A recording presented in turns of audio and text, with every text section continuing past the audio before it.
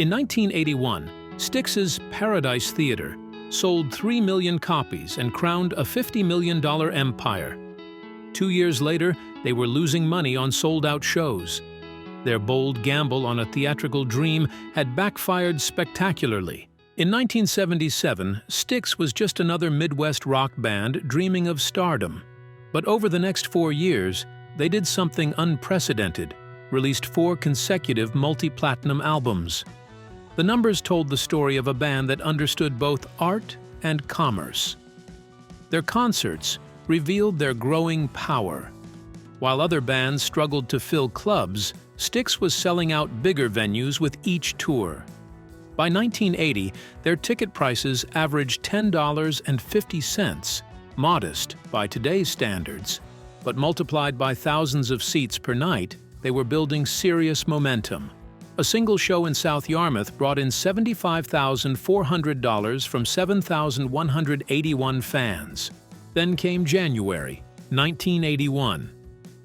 Paradise Theater represented the culmination of everything they'd built. A&M Records knew they had something special, committing $1 million to advertising the tour alone. The album debuted on Billboard's charts January 31st, climbing steadily until it claimed the #1 spot on April 4th. Paradise Theater didn't just top the charts, it dominated them for 3 non-consecutive weeks, returning to #1 again in May. The singles kept the momentum building. The Best of Times soared to #3 on Billboard's Hot 100 in March. Too Much Time on My Hands followed, peaking at #9 in May. By year's end, Paradise Theater landed at #6 on Billboard's year-end album chart, a testament to its staying power. Sales told an even more impressive story. 3 million copies in the United States, another 100,000 in Canada, and 60,000 in the United Kingdom. Their touring operation transformed into something unprecedented. The band's management crafted an ambitious strategy: 140 dates across 3 continents, from North American arenas to European concert halls, even reaching Japan's prestigious Budokan. This wasn't just concert promotion anymore. This was empire building. Industry veterans watched in amazement as Styx rewrote the rules of touring. While giants like The Who were grossing $1.4 million for a single stadium show, and the Rolling Stones pulled in $2.8 million for 2 nights, Styx took a different approach.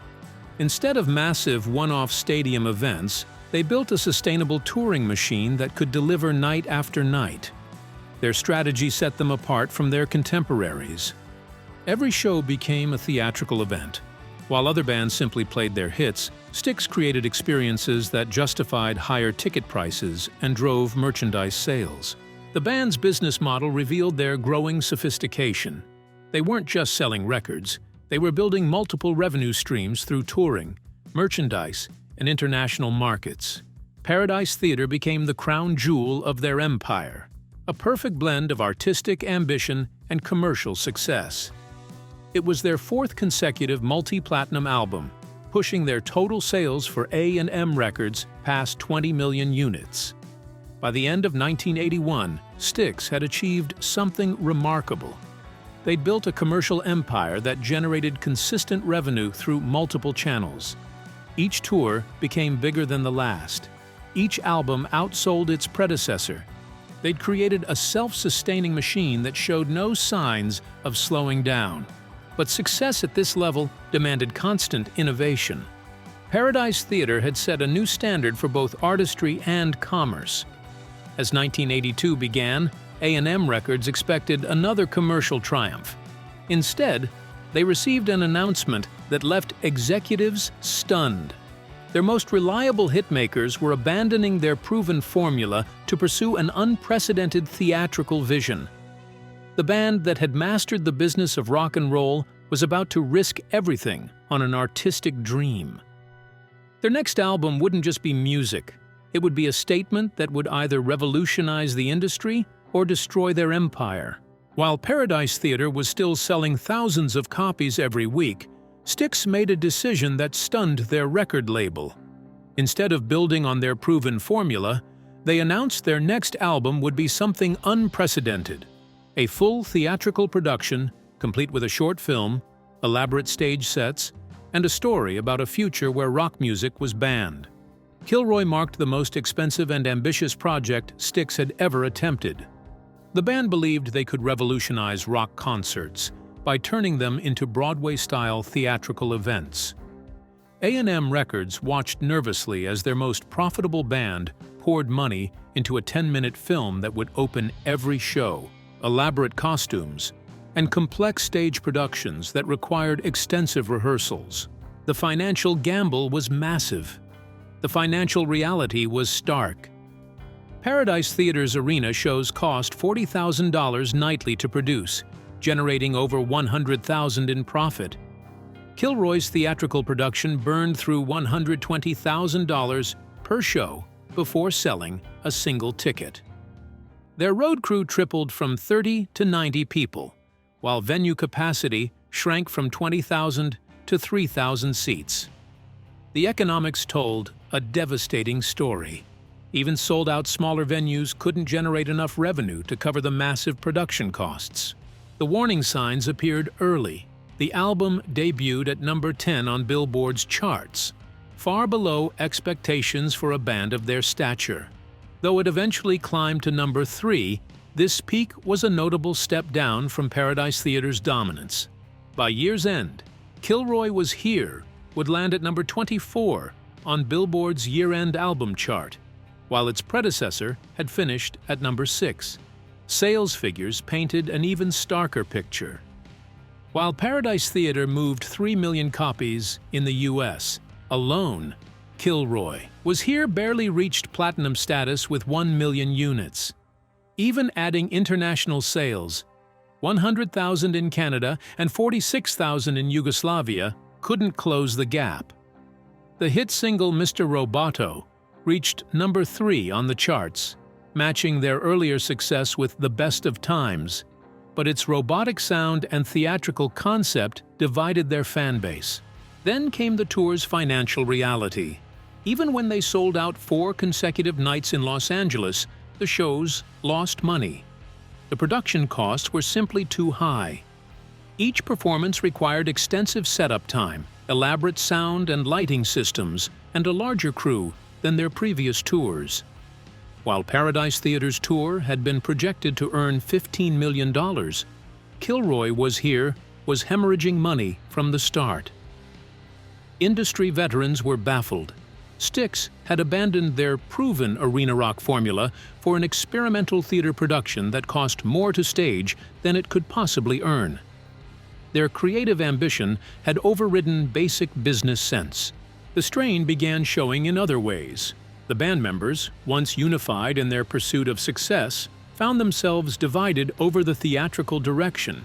The simple joy of playing rock music was buried under scripted dialogue, costume changes, and complex stage cues. Every show became a high-wire act where a single mistake could derail the entire production. Making matters worse, the tour's financial structure was unsustainable. Previous Styx tours had built momentum, with each successful show funding the next. But Kilroy Was Here required massive upfront investments in production elements that couldn't be scaled down or simplified. The same theatrical elements that made the show unique also made it financially vulnerable. By mid-1983, their financial statements revealed an unsustainable business model. While arena tours typically generated more profit with each show, Styx had created the opposite, a production where success only accelerated their losses. Every sold-out performance meant more crew overtime, more equipment rentals, more staging costs. The band had built a machine that excelled at one thing, turning packed houses into empty bank accounts. The numbers in late 1983 exposed a business catastrophe. Styx had transformed their most profitable asset, arena touring, into a financial liability. Their shift from efficient arena shows to elaborate theatrical productions reversed their entire business model. Where they once generated profit from every sold-out performance, they now lost money even when venues were packed. The Los Angeles run proved how badly their strategy had backfired. 4 consecutive sold-out shows should have been their triumph, $600,000 in gross revenue. Instead, the $800,000 in production costs turned every packed house into a financial disaster.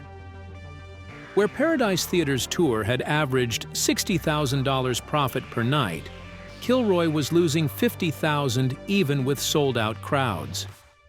The massive production costs, larger crews, complex staging, extensive rehearsal time, devoured revenue before it could reach the band's accounts. Even merchandise sales, typically pure profit for arena acts, couldn't offset the nightly expenses.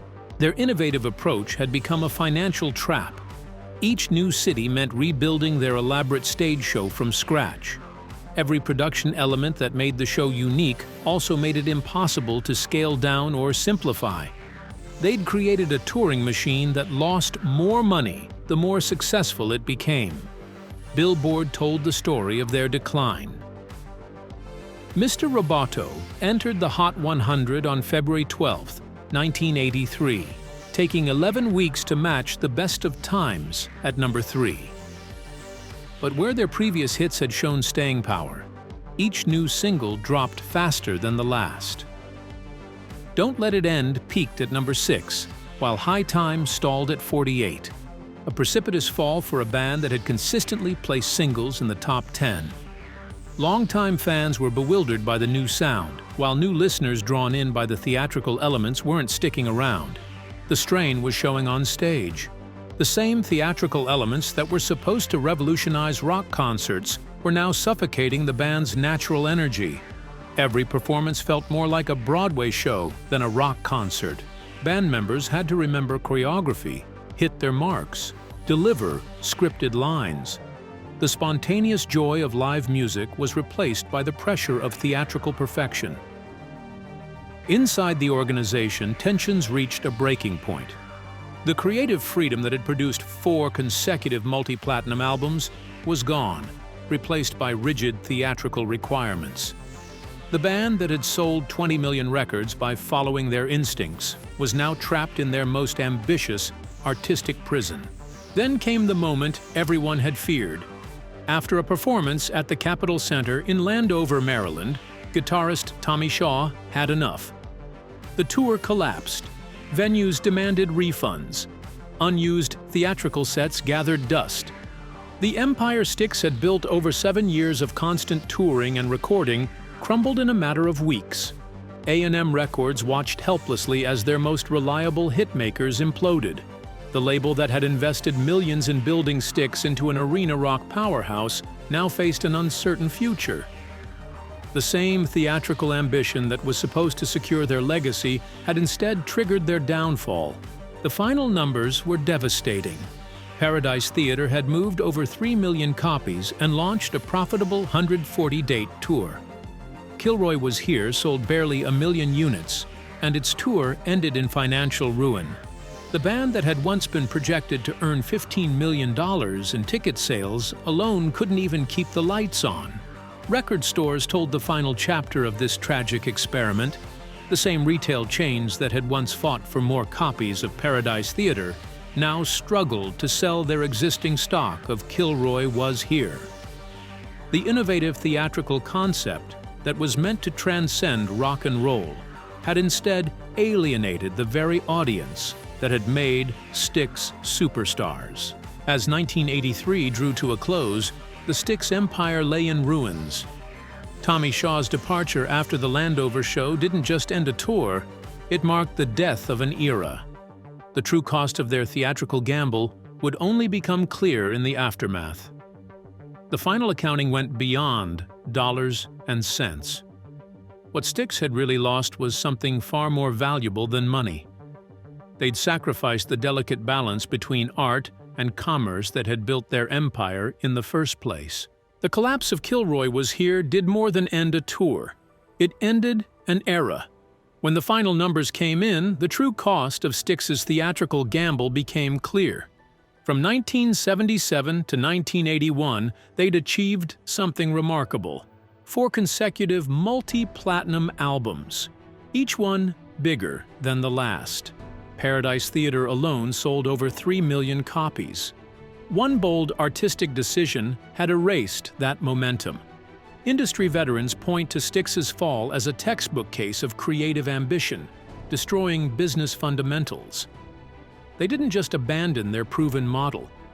They replaced it with one that defied basic economics. Each new production element they added meant to enhance the show's artistic value, systematically eroded its ability to generate profit. The band had accomplished something remarkable. They'd engineered a system where success guaranteed failure. The final accounting went beyond album sales and chart positions. What Styx had really destroyed was their business infrastructure, a touring operation that generated $15 million in annual revenue, a merchandising system that turned fan loyalty into steady profit, and a brand that could fill arenas worldwide. Their theatrical gamble hadn't just lost money, it had systematically dismantled the machinery of their success. The market's verdict was clear in the numbers. Paradise Theater's 3 million copies versus Kilroy's bare platinum status.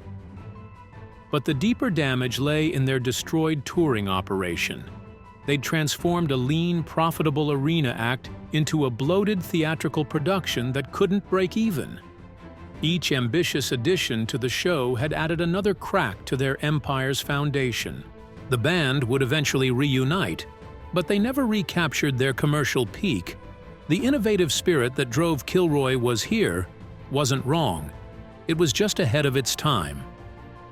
Today, as rock bands embrace elaborate productions and multimedia shows, Styx's theatrical gamble seems less like a failure and more like a warning.